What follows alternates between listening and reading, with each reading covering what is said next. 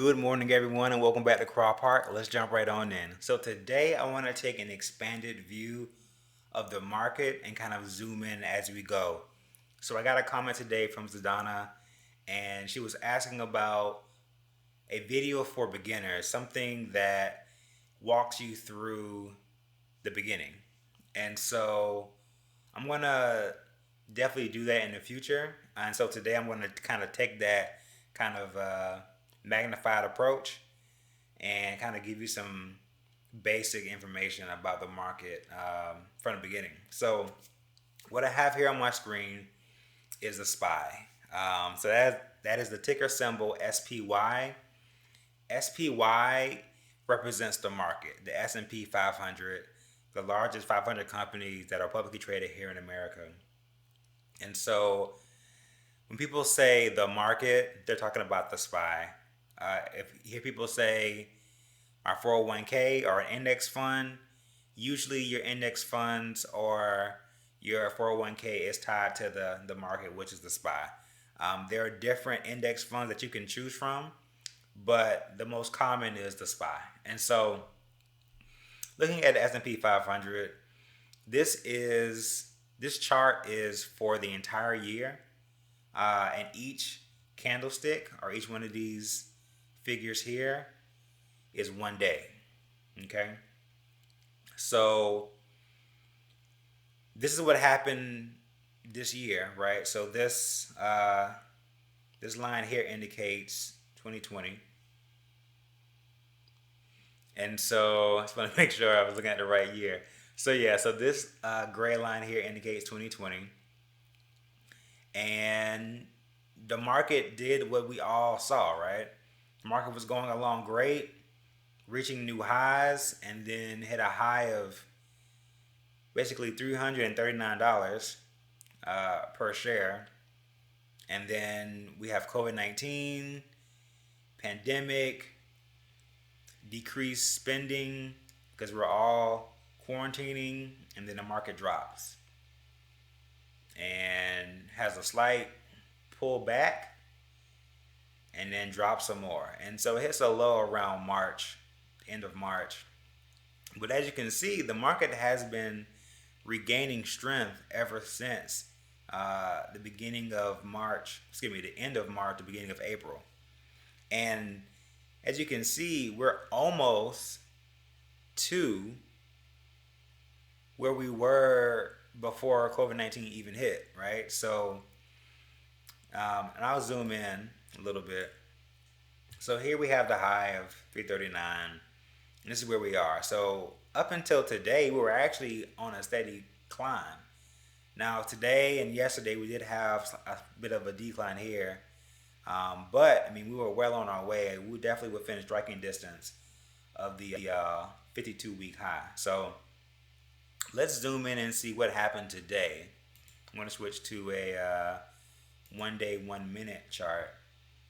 So as you can see today, and I'll go back a little bit. So this gray area over here is pre-market.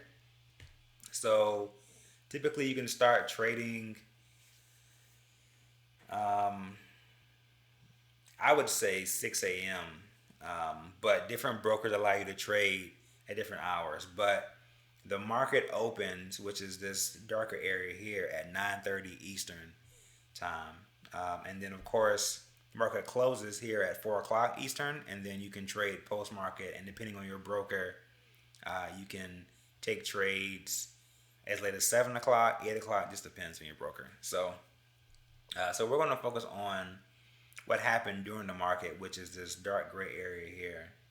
So when I zoom, well, if I'm even zooming in, let's zoom back out again. We can just see that the entire day, just a fade, a slow but steady fade, right? So the market opened at around 311 and hit a low of $300, right? So 11 points was lost today.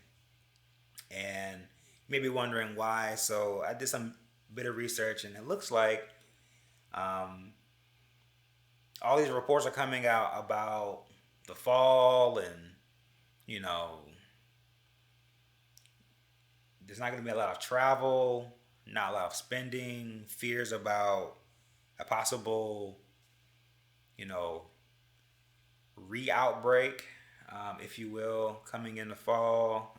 Everyone's been out protesting, and people have been out, you know, in normal life, right? States are relaxing their social distancing regulations, and more people have been out and about. But of course, with more people being out and about, you have recent surges of coronavirus, and so all these different things are playing into why the market is seeing decrease. And I'll just actually show you right here. So my broker has a live news feed, and so you can kind of see based on the time here what's been going on. So here's an article about coronavirus.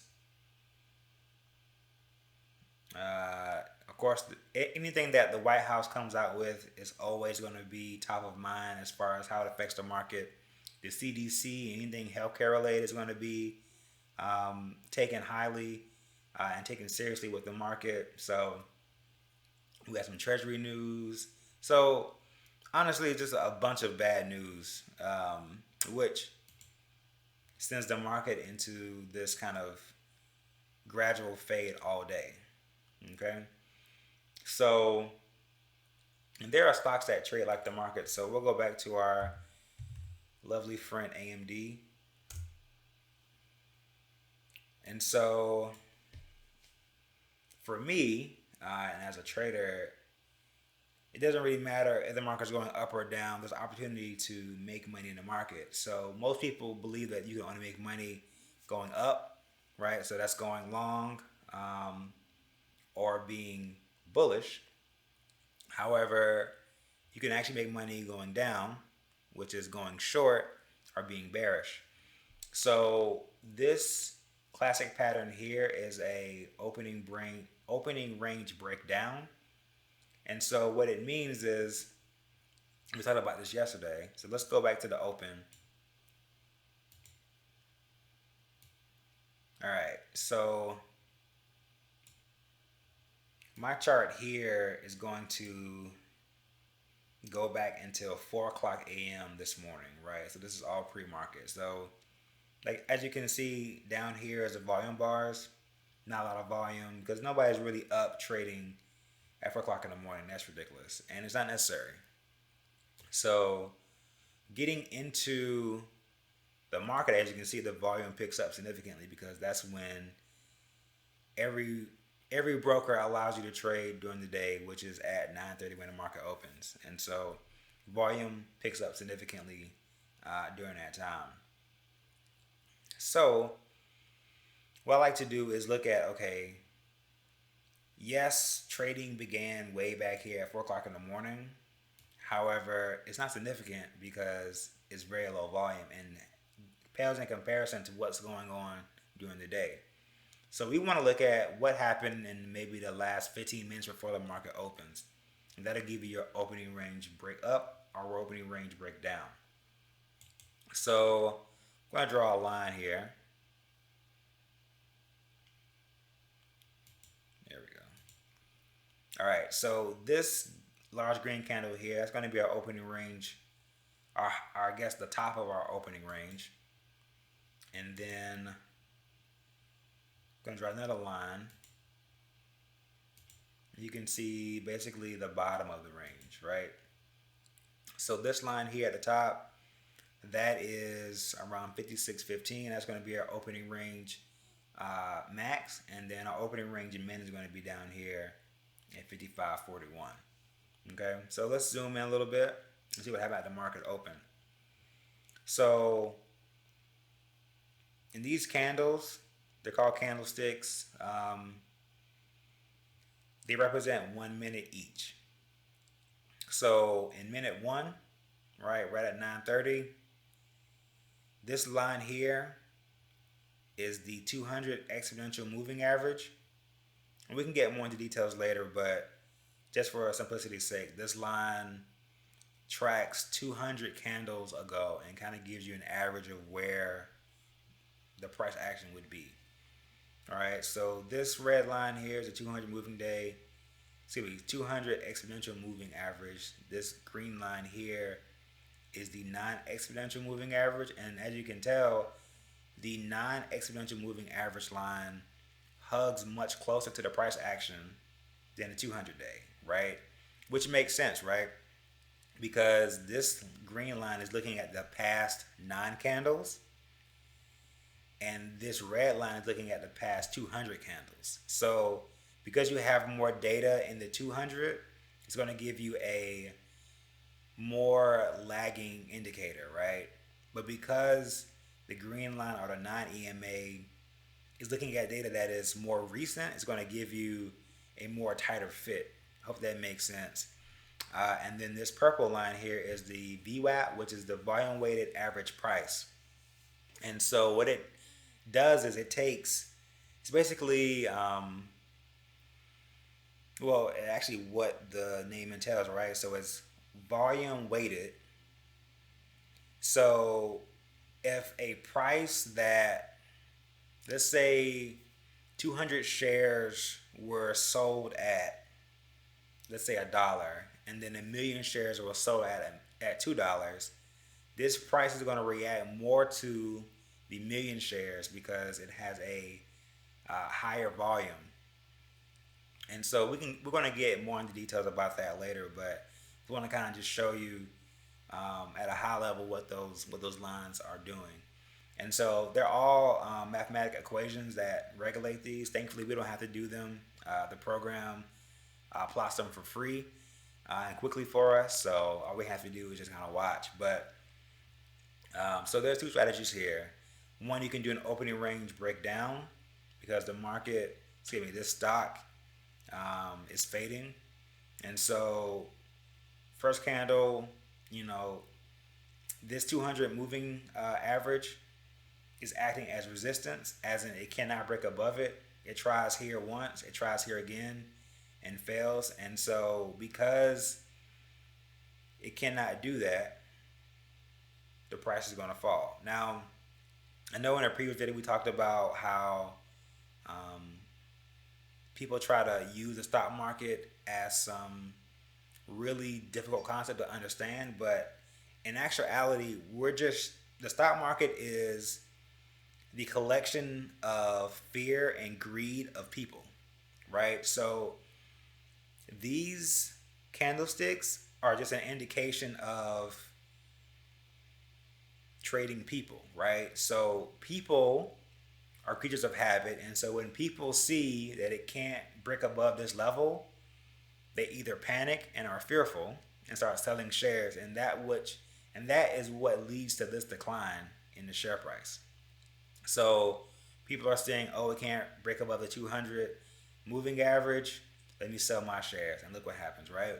So we get a nice fade, and then a crazy, just flush right here. And so this line here is our opening range breakdown, right? So strategy 2 is getting short after the stock moves past this line. So if you would have got in at this line, which is 55.44, the low of this candle is basically 55, so you would have made 44 cents of profit, and depending on your share size will determine your profit. So it has a pullback, 1 minute pullback, and then, and that's normal. And then what will happen is sometimes they will try to test a level. So it's going to try to test this non-EMA, and as you can see, it tested here, closed right near it, tested here, closed right near it, and then large flush. Comes back, retests, almost to the line perfectly, fails, comes back again, right? So that is essentially the opening range breakdown of a stock. And that's 2 strategies, right? So if you can use the EMA and the VWAP and the 200 moving average as your resistance points, or you can just use your opening range breakdown. So now on the opposite side,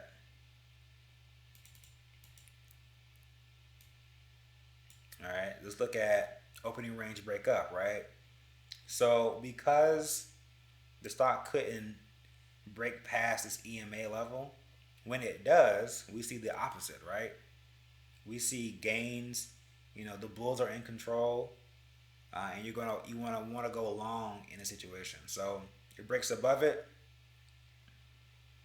You think, okay, let's just consider going along, right? Now there is some risk, right? So this VWAP here is also a line of suppression and resistance, right? And so as you can see, it tries to test it multiple times. Here again, crawls back up, continues to test, but it's squeezing into this level. And I'll zoom in. So it's testing here, and it curls up. But it's trying to break past this level for these 3 minutes here, really 4 minutes. Once it does, we'll zoom out, it takes off, right? Once it gets past, here we go. Once it gets past this VWAP, I mean, for the rest of the day, well, let me not say rest of the day, but for an hour, steady increase, right? So a safe entry is near the VWAP. Another safe entry is after your opening range breakup, right? So you remember from before, this is your opening range max. And so this line serves as resistance, but also support. So coming up from the VWAP is being used as resistance, right? It's trying to break it. It can't do it. But then once it breaks past and it bounces and tests that level, then it becomes support. And so it holds that level for a while, has a quick dip, but after that, comes right back up. And so that's a really simple and easy and dialed back version of what happened today with the stock market and also AMD with a few strategies in there. So I'm definitely want to do some more beginner videos and kind of walk through some of the basics. I hope this was informative. Zadana, let me know what you think. And I'll see you guys next video. So thank you guys so much for watching. I really do appreciate it. I'll talk to you soon.